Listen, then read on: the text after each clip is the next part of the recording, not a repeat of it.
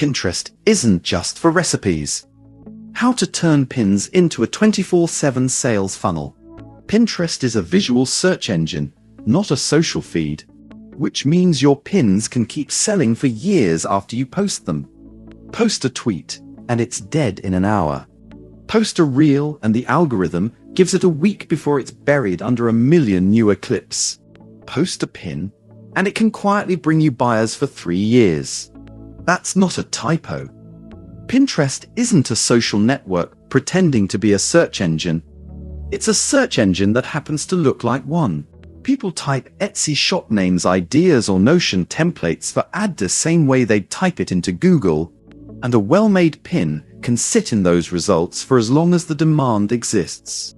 If you're only cross-posting your Instagram graphics there, you're sitting on a distribution channel most creators never bother to use properly, and leaving free, compounding traffic to your store. Fan link on the table. Stop thinking in posts, start thinking in search terms. The single biggest mindset shift. Nobody follows their way into your pin, they search their way into it. Before designing a single graphic, open Pinterest's search bar and type the broadest term related to your product.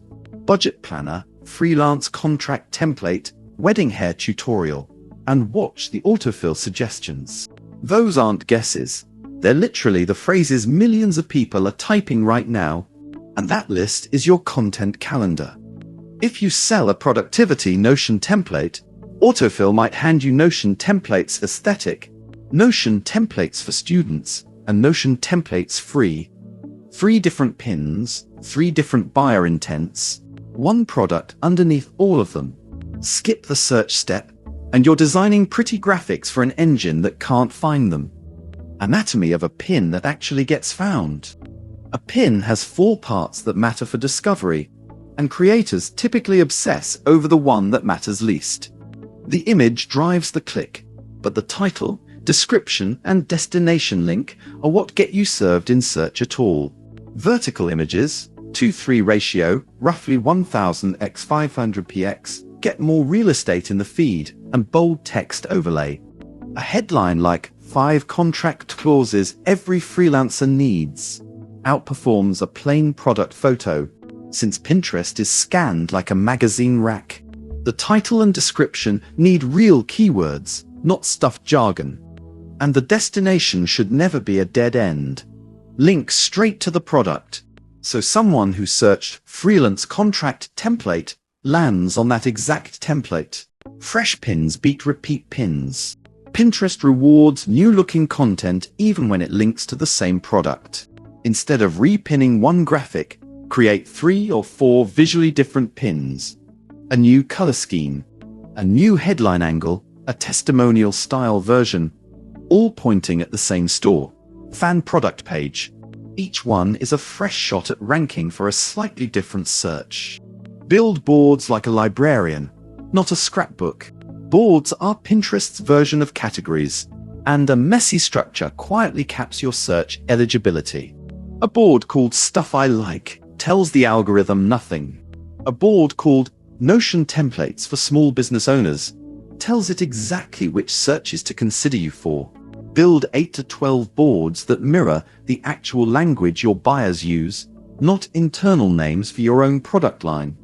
If you teach freelance pricing, skip My Courses. Try Freelance Pricing Strategy and Client Contracts and Boundaries. Mix in a handful of useful pins from other creators. An all self-promotional board reads as spam.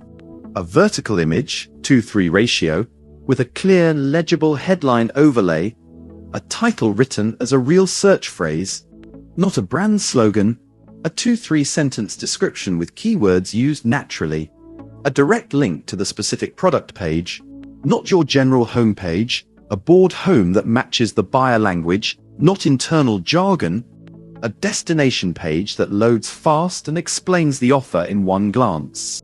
Plan seasonal pins the way retailers plan seasonal shelves. Pinterest search behaves like a retail calendar, running 30 to 45 days ahead of the actual event. People search holiday gift guide for small business in early October. not December 20th. And New Year Planner Setup, the last week of November. If you sell anything seasonal, planners, wedding templates, fitness programs, holiday digital products, your pinning schedule needs to move well before your Instagram or email calendar does. A simple rule. Whatever month you'd normally start promoting a seasonal product elsewhere, start pinning 6 to 8 weeks earlier. That lead time is why pins compound. They're already ranking by the time demand spikes, instead of getting made reactively once everyone else has flooded the feed, where the pin actually needs to send people. All of this optimization is wasted if the click lands somewhere confusing.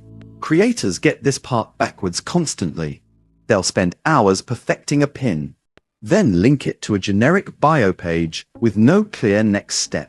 Someone who searched, found your pin, and clicked is in a buying mindset. That click needs a page that sells in one glance. A clear product name, an instant price, a checkout button that works on a phone, since most Pinterest traffic is mobile. That's exactly the job a fan storefront is built for. Every product page converts cold traffic fast, with automatic delivery the moment payment clears.